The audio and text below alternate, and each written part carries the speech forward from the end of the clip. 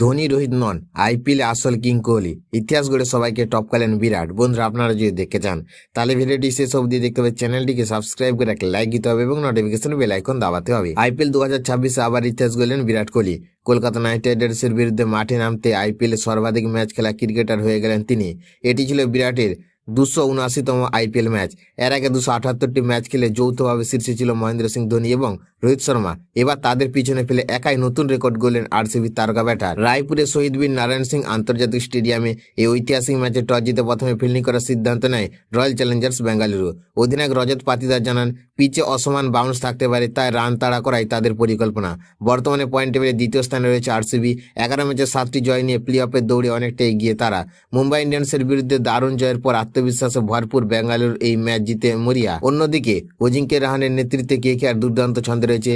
শেষ 4 ম্যাচে টানা জিতে প্লে অফের আশা জিয়েই রেখেছে কলকাতা। তাই বিরাট কোহলির রেকর্ড গড়ার দিন দুই শক্তিশালী দলের এই লড়াই ঘিরে উত্তেজনা এখন তুঙ্গে।